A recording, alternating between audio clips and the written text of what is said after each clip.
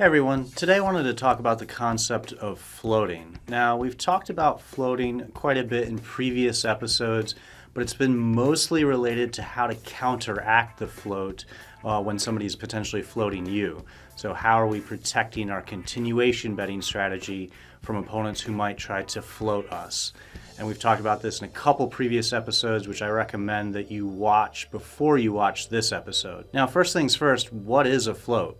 Well, floating is when you call on one street with a hand that doesn't really have showdown value with the intention of winning the pot through aggression on a later street. Now, this is most commonly used on the flop when a player calls a flop bet with the intention of betting when check two on the turn. So calling on the flop without a real hand with the intention of taking the pot away from their opponents through aggressive action on the turn. So one caveat right off the bat is that if you float too often, it's really going to prohibit you from being a winning player.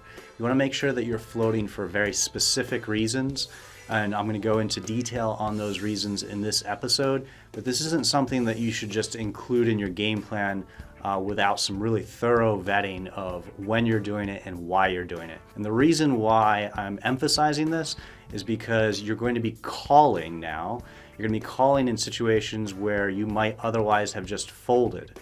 And whenever we introduce another reason for calling into our overall game plan, we need to be really careful because it's very easy to call too often, to look for reasons to call that aren't really there, when in reality what you're doing is you're calling because you feel like seeing what happens next. And if that's the real reason for your call, then you're going to really hurt your profits in this game. So we want to make sure that we have concrete reasons that we can point to for calling. And in this case, we're going to have some clear guidelines for when floating is going to be profitable and when it's not going to be profitable.